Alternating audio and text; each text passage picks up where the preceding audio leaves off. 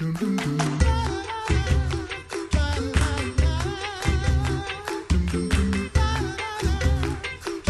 listening to the Coffee Hour. I'm Andy Bates. I'm Sarah Gulseth. And we're taking a look at the Lutheran Witness February 2019 issue. And Who is My Neighbor is actually the name of, or the theme of this issue, but it also is the name of the article we're digging into today as well. Thanks to our friends at Concordia University, Wisconsin for supporting the Coffee Hour. Find out more about them at cuw.edu. We are actually recording in studio, so yeah, we are. Sorry, this isn't Secret. live, but to make everybody's schedules work, we get to sit down and visit with the Reverend Bob Zagor. He's executive director of the LCMS Office of National Mission and author of Who is My Neighbor?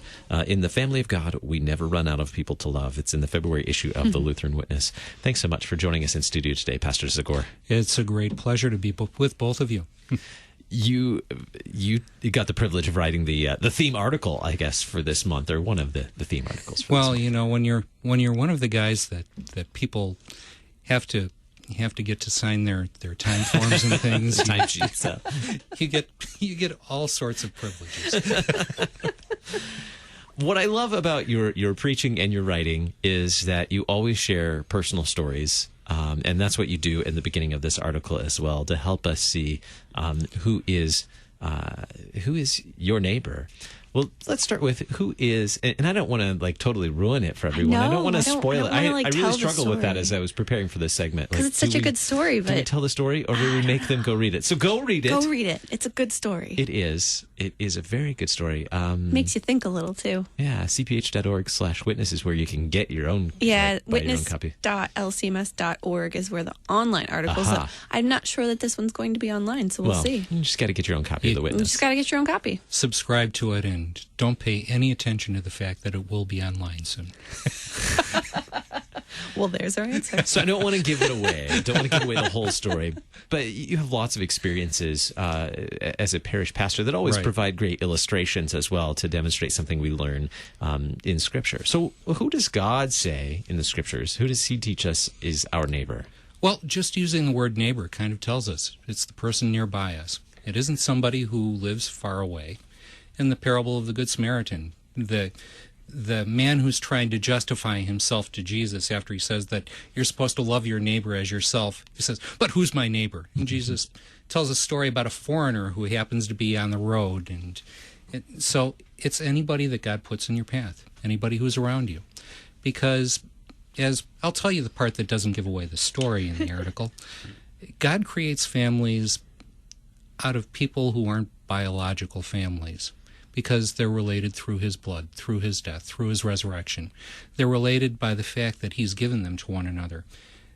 The reason that I loved you two one of the first days that I was here isn't just because you were nice and you took it easy on me when I did my first coffee hour interview. Was it the first day you were here? It might have. It might have been. I think it might have been. And you asked me, so what's the job like?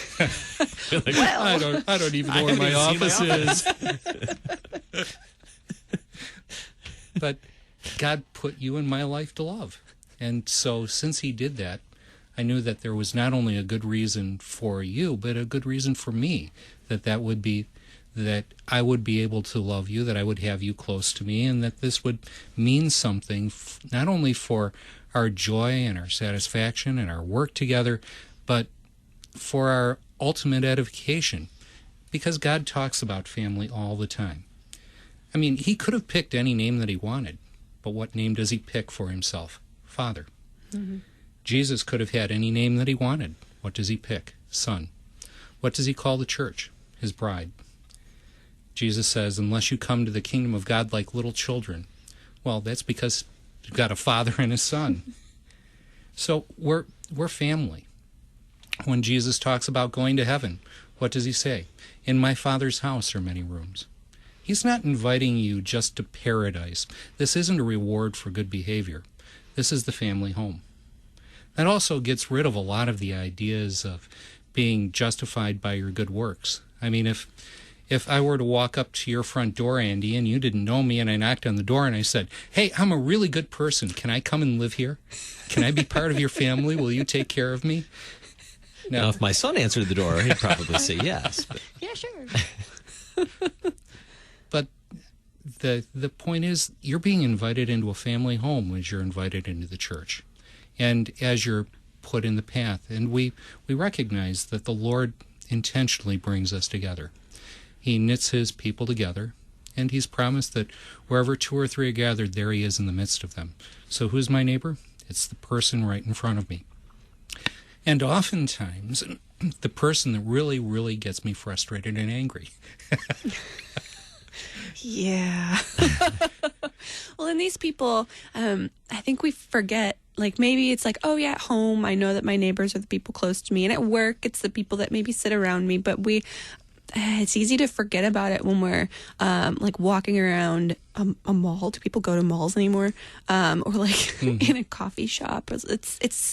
Your neighbors are still the people around you, even when you're out and about and not at home or at work. Well, I'm sure most of us have had this experience, too, where you've walked into a coffee shop or someplace where people gather and you realize there isn't a single person in the room who's looking at another person. Mm-hmm. Unless they're on a screen. Yeah, unless they're on a screen. And we've gotten away from the Lord's way. We talk about friends, and what are friends? Friends are people on Facebook, perhaps, that you've never met. You know, yeah, there's some of those. You go to Sarah's Facebook account. I'm sure she's got like 5,000 followers or whatever they call them. I have no idea, actually. And she's very good at keeping up on social media. I'm terrible at keeping up on social media. I keep getting reminded that it's part of the obligation I have to communicate with people I love, but I'm terrible at it. And it's in part because I have a lot of understanding just from 27 years in the parish that I'm supposed to be looking at the people who are around me. That I have been given an obligation to interact with them. And certainly social media can, I'll say something good about it, it can be a real way of connecting with people. It can be a good way of connecting with people, but we can never forget about the ones who are around us. Mm-hmm. It's surprising how many folks go through their lives nowadays without ever meeting the people who live in their neighborhood. Yeah. So how are we supposed to be a neighbor to them if we don't meet them? And meeting them is the very first step in caring about their salvation, too. If we talk about what it is that it takes to get the willingness to witness up within us, we often talk about well, I'm just not the kind of person who can walk up to a stranger and talk about Jesus. And you know what? That's a pretty ineffective way of doing it anyways. But if I care about Andy, and I'll pretend that I'm worried about Andy's salvation, if I really care about Andy, am I willing to let him go to hell? I hope not. I'll give you a quick story about my younger brother. He's a lawyer. I'm a pastor. We debate back and forth. We love arguing about things that we don't even... we just love arguing because we'll take a position that we don't even believe in order to argue with the other one, to sharpen our skills. My it's dad fun. does that. And it's just a great deal of fun. And one day I was on the phone with him, and he said, well, I know I'm going to heaven, and I've got him. He's Roman Catholic. I grew up Roman Catholic. I've got him. I know how to do this. I'm a pastor. He walked into my trap, and so I'm ready to spring everything on him. And I said, so how do you know that you're going to heaven? He said, because you're my brother, you love me, and if I wasn't, you would have told me. Oh. Well. Who got who? That's right. And so the very first step of talking about Jesus with our neighbor is understanding that they're there by God's grace. They're there because God put them there in front of us. And so we respond to them as people that have been given to us to love. That's also one of the ways that we turn into good neighbors, too. Because if I really care about you and care about your life, care about what's going on in your world, am I going to try to make it more difficult for you by the things I do? Am I going to? At least on purpose. I mean, some people just can't tell. But what is the most unusual place? And this is kind of a hint if you read the article, which you should read. Yes. Who is My Neighbor in the February issue of the Lutheran Witness. But what's the most unusual place you've discovered a neighbor to serve or most unsuspecting place you found a neighbor? Well, there are lots of them. In the article, I talk about a nursing home experience I had, and that the people in the nursing home had with me. But I'll tell you what, if you're looking for a place to find neighbors, that's a great one, because a lot of times you have people who go completely unvisited. During my experience in the parish, it was quite common for people to say, "I love it when you come to visit, Pastor, because you're the only one I see all month." So that's a great place to find a neighbor. And it's also a place that, even though you've got a bunch of residents there, they very rarely know each other. So it's a good place to find a neighbor.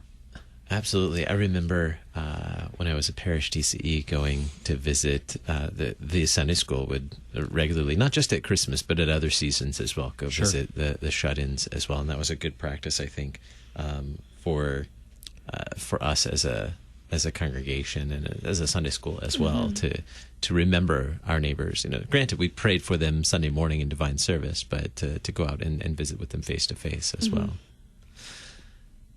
So this month's issue, or this month's article, "Who is My Neighbor? In the Family of God, We Never Run Out of People to Love." I don't want to give away the whole story because you should go read it, but anything else that you want us to know about our neighbor? We have just literally 1 minute left as we wrap up today. Well, then I'll tell you everything about the article, and you can just cut it off at the end. No, they're always there, and God puts them there for our good.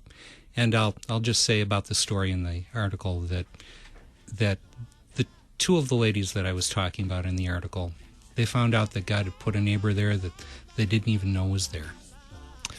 What a great way to wrap it up. The Reverend Bob Zagor, Executive Director, LCMS Office of National Mission, and author of Who is My Neighbor in the February issue of the Lutheran Witness. Thanks so much for being our guest on the Coffee Hour. It's always a joy. I'm Andy Bates. I'm Sarah Gulseth. The Coffee Hour with Andy and Sarah is a production of KFUO. To support the Coffee Hour and KFUO Radio, visit KFUO.org. You can also text KFUO to 41444 or send an email to gifts@KFUO.org. And you can call us at 800-844-0524. KFUO. Christ for you, anytime, anywhere.